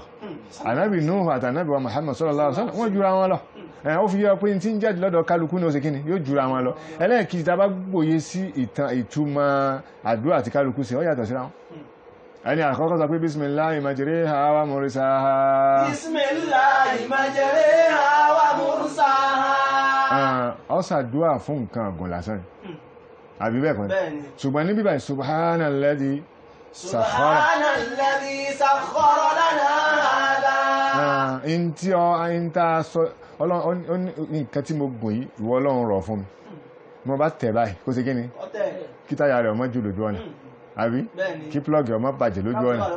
ìtumọ̀ sakhkhara lana hadha subhanalladhi sakhkhara lana hadha tọ́bá ní bismillahi majriha wa mursaha ó débi tó ń lọ sùn mọ́ lè bàjẹ́ lójú ọ̀nà ó lè ní 40 lójú ọ̀nà ibi mọ́rì sáà ní pé kí n débẹ̀ náà ni ó débẹ̀ ṣùgbọ́n lè ní sakhkhara lana hadha wa ma kunna lahu muqrinin sakhkhara lana hadha wa ma kunna lahu muqrinin ó tó wá ní wa inna ila rabbina lamunqalibun wa inna ila rabbina lamunqalibun ìtógbé alọ́bẹ̀yẹn náà ni wallahul musta'an tí ànábì wa Yakubu tí wọ́n sọ wallahul musta'an náà nígbà tí wọ́n tẹ̀lé síwájú wọ́n ní ala ma tasifun ànábì Yakubu sọ pé ala ma taqulun ọkàn sọ pé ala ma tasifun àwọn àfọ́ tí máa gbọ́n tí mò ń wí yẹn yí ẹ̀yọ̀ ẹni tí ìsìfà náà mo rò pé máa fi tí kọ bá nìna ó ní ala ma tasifuna ọlọ́run ni mo fi wá rán lọ́wọ́ lórí tẹ́yìn ẹni ìtẹ́ ìròyìn fún mi tẹ́ ń pa lówè kò sọ pé tẹ́ ń sọ yìí wọ́n lọ sọ báyìí wọ́n lánàbí Yusuf ànábì Yakubu sọ bá ń fáwọn ọmọ rẹ̀ kó lè bá ṣàlàyé fún ayé pé kì í sọ̀rọ̀ lẹ́ ń sọ jáde ẹnu yín ṣe kíni ọ̀ngbàrà wọn ni ní wọ́n lọ pé sọ̀rọ̀ wà ní wọ́n sọ yìí túnmẹ́nu sọ̀rọ̀ wà ala ma tasifuna ẹni pé sọ̀rọ̀ wà lẹ́ ń sọ yìí wallahul musta'anu ala ma tasifun wallahul musta'anu ala ma tasifun bẹ́ẹ̀ni walau ta'ammalta mawatina tó bá ronú jinlẹ̀ yorùbá mi alákùn alẹ́ síbi tọ́lọ́wọ́ bá sọ pé ala ma tasifuna nínú al-Qur'an ọ bá pé wọn ò lò ń bì kankan àfi fábúrú ala ma tasifun wọn ò lò pé ala ma tasifuna min al-khair ní ọmọ lọ pé ala ma tasifuna aburú náà ni bí mo ṣe rí mọ́ nìyẹn àtúndè rí mi lọ́la padà ṣùgbọ́n lọ́wọ́lọ́wọ́ báyìí nínú al-Qur'an tó bá lọ wọ ala ma tasifuna nínú al-Qur'an wọ́n ń sọ aburú ni pé aburú ni ẹjá gbídí ẹ̀wẹ̀ tẹ́lẹ̀ mẹ́wàá pé bó ló ṣe rí bá àyà bí 12 lọ́wọ́ mi báyìí àyè 12 lọ́wọ́ mi báyìí tàfẹ́ pé ẹ lọ wo Suratul Anbiya àyà 112 Suratul Anbiya àyà 112 ọlọ́run bá sọ pé qala rabbi ihkum bil haqq qala rabbi ihkum bil haqq wa rabbuna ar-rahmanul musta'anu ala ma tasifun tó bá wá díẹ̀ tí wọ́n ń sọ ìsọkúsọ ní à ń sọ sọ́lọ́wọ́n ọba láwọn yẹn tí ànábì yẹn ń sọ náà bẹ́ẹ̀ náà ni Suratu Yusuf ní àyà 77 Surata wà nínú ẹ̀ ó rí wípé nígbàtí wọ́n sọ̀sọ́kúsọ níwájú ànábì wa Yusuf láwọn ọba kan rẹ̀ mẹ́wẹ̀ẹ̀wá ọ̀rọ̀ tó sọ fún wa ní pé qalu in yasriq faqad saraqa akhun lahu min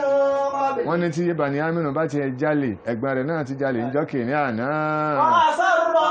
Yusufu fi nafsihi wa lam yubdiha lahum wọn ò sì mọ̀ pé Yusuf náà làwọn ń sọ̀rọ̀ sí lọ́wọ́ ànábì Yusuf yá pamọ́ ó gbé mi mọ́ sọ fún ọ pé èèyàn gbé ọ̀rọ̀ mi bí ṣogun tójú bá rí ni àásọ jáde ànábì Yusuf gbé mi sí ní ó gbèsè náà fi nafsihi ó gbé mi kò jẹ́ kó hàn sí wọn. qala antum sharrun makana ọlẹ́yin ilẹ̀ burú jùlọ láyé lẹ́dà àti láàyè wallahu a'lamu bima tasifun ó rí pa burú náà ní Suratul An'am àyà 100 ó rí pé Ọlọ́run bá sọ pé subhanahu wa ta'ala amma yasifun Suratul Anbiya àyà 22 ó tún bá ń bẹ̀ pé fa subhanallahi rabbil arshi amma yasifun Suratul Mu'minun àyà 91 ó tún bá ń bẹ̀ pé subhanallahi amma yasifun bákan náà Suratul Mu'minun àyà 96 ó tún bá ń bẹ̀ pé idfa' billati hiya ahsanu sayyi'ah nahnu a'lamu bima yasifun Suratul Safat àyà 159 ó bá ń bẹ̀ bákan náà pé subhanallahi amma yasifun Suratul Zukhruf àyà 82 ó tún bá ń bẹ̀ pé subhana rabbis samawati wal ardi rabbil arshi amma yasifun Suratul Anbiya àyà 18 ó tún bá ń bẹ̀ pé bal naqdhifu bil haqqi 'ala al batil fayadmaghuhu fa idha huwa zahiq wa lahumul waylu mimma tasifun àyà gbajúgbajà tí gbogbo ayé mà Suratul Safat àyà 180 títí dé 182 akédélẹ̀ tó lé pé náà gbogbo ayé lọ́mọ yẹn ọyọ Ọlọ́run bá sọ pé subhana rabbika rabbil izzati amma yasifun amma yasifun náà táwọn kèfèrí ń sọ ń pa Ọlọ́run ní ọ̀sán ó di pé aburú náà amma yasifun amma yasifun ọwá ní wa salamun ala al mursalin walhamdulillahi rabbil alamin. Amma yasifun kódà verb gan tó wà ní Al-Qur'ani wasafa tasifu aburú ní àti ròyìn Al-Qur'ani kó lè bá mọ̀ pé ó lè díẹ̀ ló fi jẹ́ sí pé àgbékalẹ̀ Ọlọ́run Suratul Nahl aya 16 ẹjá wo bí méjì Suratul Nahl aya 116 Ọlọ́run bá sọ pé wala taqulu lima tasifu alsinatukumul kadhiba ولا تقولوا لما تصف ألسنتكم الكذب هذا حلال وهذا حرام لتفتروا على الله الكذب. Suratul An'am àyá 139 ó tún bá rú ẹ̀ ń bẹ̀ pé سيجزيهم وصفهم إنه حكيم عليم. ìyún bá ní ẹ̀yẹ jẹ́ ká wá wo àwọn àǹfààní mẹ́rin àbí márùn-ún tààrí mú jáde nínú ilé ẹ̀kọ́ tí ànábì Yakubu gbé kalẹ̀ fún alẹ́ alayhi salatu wassalam látara ọ̀rọ̀ rẹ̀ mẹ́ta ìná ni qala bal sawwalat lakum anfusukum amra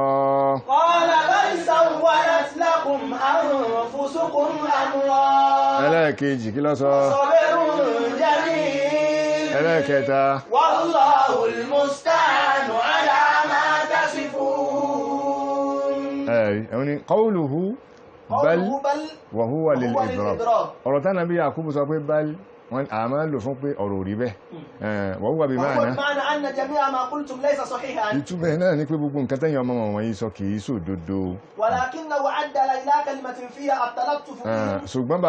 bàbá lọ mú gbólóhùn tó jẹ́ sí pé ó tutù tí ó sì ń bẹ̀ gbẹ́gbẹ́nu yín lọ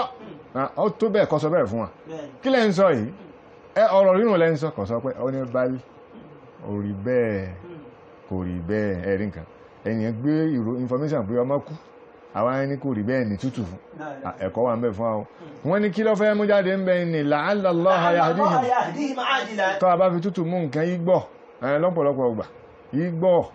ọ̀pọ̀lọpọ̀ nǹkan tí máa bàjẹ́ tán ni nípa pé kólekóle la fi mọ̀ ní wọ́n ní ẹ̀kọ́ wà ń bẹ̀ fún wa ìwọ òbí máa báyìí òbí sọ̀rọ̀ nípa àti gbogbo àwọn òbí náà ẹlẹ́ẹ̀kejì سولت لكم أنفسكم أمرا. ọ̀rọ̀ tí ànábì Yakubu sọ pé sawwalat lakum anfusukum amra inna murada إن Yakub مراد يعقوب بلفظ أنفسكم ìtànàbí Yakubu gbàlérò pẹ̀lú anfusukum bíbà ẹ̀ الأنفس الشيطانية. ẹ̀mí èṣù ló gbàlérò ẹ̀mí èṣù nílò yín lọ́wọ́ فلم ينسب ذلك إليه kọ̀ مباشرة. wá sàfi ti aburú tí wọ́n ṣe sọ́dọ̀ wọn pé ẹ̀yin lẹ́yìn sáburú báyìí sọ́mọ ṣe sáburú yín kọ̀sọ́ bá ń fún wa وفيه نوع من الرسالة الأبوية. ẹ lọ́wọ́ máa pé díẹ̀ nínú mẹ́sẹ́jì tí òbí máa jù sọ́mọ wà nínú ọ̀rọ̀ tánàbí Yakubu sọ pé bá sawwalat lakum wa pé ẹ̀mí èṣù nílò yín lọ́wọ́ kí ni nǹkan náà وهي أني أقر بأنكم تحبون يوسف mo ń fi rinlẹ̀ ìyẹn ni pé ànábì Yakubu fi rinlẹ̀ fáwọn mẹ́rẹ̀ wá ní pé mo ń fi rinlẹ̀ fún yín pé tó bá jẹ́ sí pé kìí ṣe pé ṣùgbọ́n ń lò yín ni ẹ fẹ́ràn Yusufu àwọn tó fi rinlẹ̀ pé ẹ̀yin yìí ẹ fẹ́ràn Yusufu ìpìlẹ̀ ní pé ẹ fẹ́ràn Yusufu ṣùgbọ́n èṣù ní ń darí yín lọ́wọ́ ni tẹ́sù yẹn bá sì ti lọ báyìí ìfẹ́ yóò ṣe kí ni yóò padà fa'ala dhalika ó ṣe gbogbo tí ń ṣe ìpé báyá gbé lè ronú pìwàdà ní kọ̀ǹdíṣà ṣe kí yóò ti ya nǹkan mí síwájú àwọn ọmọ ànábì Yakubu tún ó wà patient ó ń ṣe sùúrù ohun ara ń ṣe pẹ̀lẹ́pẹ̀lẹ́ jẹ́jẹ́ rẹ̀ kò bínú ẹlẹ́kẹta nínú ọ̀rọ̀ tí ànábì Yakubu sọ pé ẹ̀mí èṣù nílò yín lọ́wọ́ amúrán wọ́n ní ó pé amúrù lẹ́yọ kan kò pé ní ọ̀rọ̀ tí ó jẹ́ sí pé ó fẹjú ó wá ní ànábì Yakubu sì ti mọ̀ pé àwọn mẹ́rẹ̀ wà wọ́n bínú Yusuf láti pìlẹ̀ ẹjọ́ kìíní àná gẹ́gẹ́ bó ṣe wà nínú àyà karùn-ún nínú surati Yusuf náà pé tọ́sọ pé yá bunayya ọmọ mi ọ̀wọ́n látàkọ̀ sọ́ọ̀sì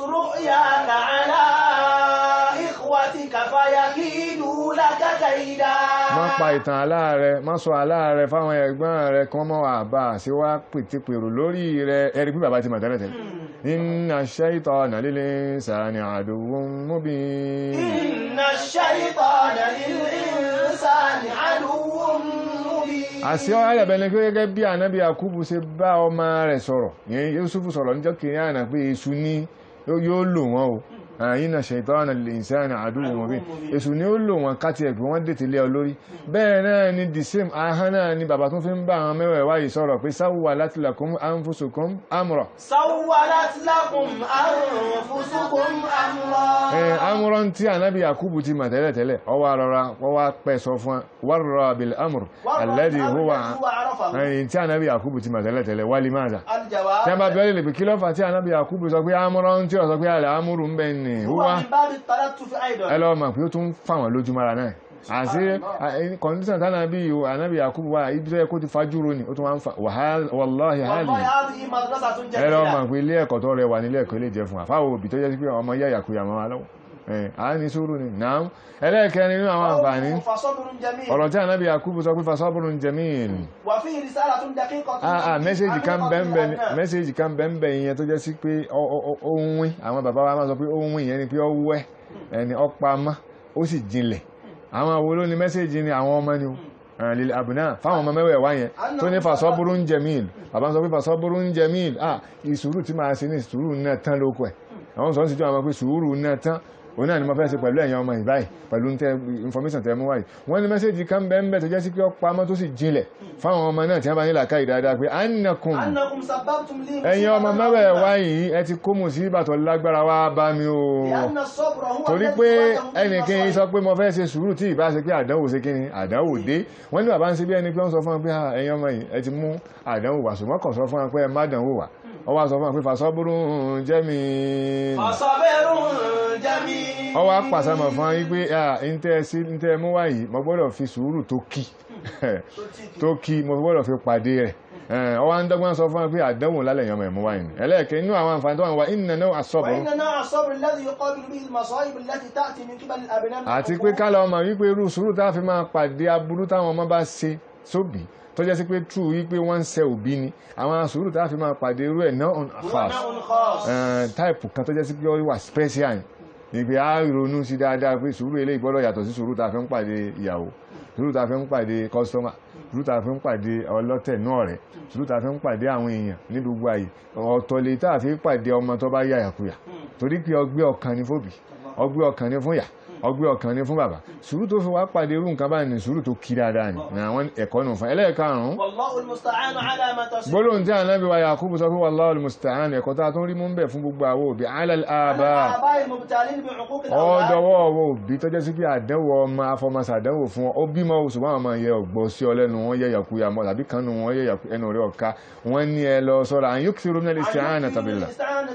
ẹni kẹ jẹ́ sí pé àwọ̀ Ọlọ́run rẹ̀ mi lọ́wọ́ kẹ máa wá náà lọ́wọ́ lọ sọ́dọ̀ Ọlọ́run kẹ́ sì gbára lọ́lọ́run kẹ́ máa ṣàdúrà lọ́pọ̀lọpọ̀ fáwọn ọmọ náà kọ́lọ̀ wọn lè bá yí wọn padà wọ́n ní mẹ́sẹ̀jì ní fún yín wípé mo ti lọ jù sí bọ́dẹ̀ mo jù sí ọ̀dọ̀ àfà mo jù ó ti wà lọ́dọ̀ àfà ọkàn ti bá ó tún máa ṣe àdúrà kíkan wọ́n ní wallahul musta'an tí bàbá yìí ṣe ànábì Yakubu ṣe yìí Ọlọ́run sì gba wallahul musta'an rẹ̀ ló fi jẹ́ sí pé àwọn ọmọ náà wá sórí padà wọ́n wá jẹ́ ọmọ ìdùnnú fún padà níparí kíni níparí ayé gbogbo wọn wá dá padà so ló fi jẹ́ sí pé mẹ́sẹ̀jì ní fún òbí tó mọ̀ mọ̀ pé ó ń bẹ́ẹ̀ tí ń gbọ́ wa tó nírú pọ́blẹ́mù yìí ni ọmọ rẹ tó yẹ yàkóyà ní fi sùúrù sí kíni pàdé ẹ̀ wọ́n á máa ṣe àdúrà gidi tààrà bọ́bá jí lóru ṣàdúrà gbogbo orun kọ̀ọ̀kan kọ́ máa ṣàdúrà fọmọ yìí ó rí kí àdúrà ló ti kíni yọ gbà padà ọ̀pọ̀lọpọ̀ òbí ò ṣàdúrà ni ló jẹ́ pé ọmọ yàkóyà máa lọ́wọ́ náà.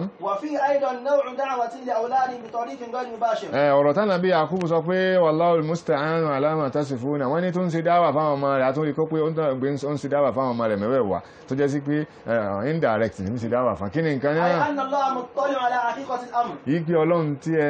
gbogbo ń tẹ̀sán látàárọ̀ yìí Ọlọ́run kúkú mọ òdodo ń bẹ̀ ló fi pé wallahul musta'an ala ma yìí pé Ọlọ́run rí náà rí gbogbo ń tẹ̀sán yìí ó sì mọ̀ bóyá ìrọ́lẹ̀ pa bó sì jẹ́ òdodo nìyẹn wọ́n ẹ̀kọ́ tó wà ń bẹ̀ nù ní ẹ̀yin òbí tẹ̀ ń gbọ́ wà láàrin ìṣẹ́jú kan òbí lọ́kùnrin òbí lóbìnrin ní bàbá àti ìyá ọ̀pọ̀lọpọ̀ òbí mi ń bẹ láyé ó ti lùsọ ọmọ látara yí pé ọmọ bó ṣe hàndì sóòrò yí pé gbogbo ọmọ ní ó yàbó sí wẹ́ kò lè yàbó sí wẹ́ o èyí tó bá wá fẹ́ ya nǹkan tí ọ̀dá ní nǹkan méjì tó fi pàdé ẹ̀ náà ní tí Ànábì Yakubu lóye sùúrù tó dáa púpọ̀ ọ̀rọ̀ tútù ní gbogbo ìgbà lẹ́yìn wá gbà náà àdúrà ní gbogbo ìgbà lórí ọmọ náà fún ọmọ náà bíbí kọ́ lọ́wọ́ bá kó yí padà àárẹ̀ àwọn òbí tó jẹ́ sí pé àwọn tí wọn àtòjíjẹ́ tí wọn lákòókò tá a wà yìí ọmọ rẹ̀ ń sẹ̀sìn ní ń kọ̀ lọ́mọ sí àríṣiṣẹ́ ìṣù níbẹ̀ lọ́dọ̀ wa ẹlòmíì torí pọ́ ọmọ rẹ̀ bojú ọdẹ lẹ́hà bàbá sì kọ̀ lọ́mọ ìyá náà kọ̀ lọ́mọ ó sì wá máa lùsí ọmọ tó ti dàgbà ó wà látò sí lórí ẹ̀ láti sí nítorí pọ́ wá ẹ̀hà lásán lọ́wọ́ dá wa lálẹ́ ẹlòmíì ó lùsí ọmọ rẹ̀ ọkùnrin torí pé ó fi rùngbọ̀n lẹ̀ tàbí ó lùsí ọmọ rẹ̀ ọkùnrin torí pé kọ̀ dọ̀bálẹ̀ níbi bàbá ẹ̀sìn ní ká má dọ̀bálẹ̀ mọ́ mo kọ̀ lọ́mọ ọkọ̀ lọ́mọ àwọn ẹlòmíì ń ṣépè fọ́mọ ẹ̀ látara yí pé ẹ̀sìn lọ́mọ gan tó ń sin òkè sí pósí tí ọ̀dá ẹ̀kínú rẹ̀ ó dùn ní mọ́ lùsí ọmọ máa tọ́lọ́pọ̀lọpọ̀ àwọn obìnrin lùsí ọmọ látara ẹ̀sìn ọmọ rẹ̀ sẹ́ẹ̀sìn yọkàn pé mọ́ wà mọ́dọ̀dọ̀ omi wọn so bẹ́ẹ̀ náà sílẹ̀ mí lùsí ọmọ látara ẹ̀sẹ̀ náà bóyá ọmọ rẹ̀ ń fa sìgá ó ti sọ kọ̀gbọ́ mọ́kọ̀ ẹ̀rọ mọ́ wà mọ́ sọ bẹ́ẹ̀ tó bá kọ̀ lọ́mọ ó tún bá tiẹ̀ jẹ́ sí nìyẹn. Padà sí usluba Ànábì wa Yakub alayhi salatu wassalam ìtúlù láàrin yìí tó ṣe ó ṣe sùúrù lọ́pọ̀lọpọ̀, bákan náà ó tún ṣe ọ̀pọ̀lọpọ̀ àdúà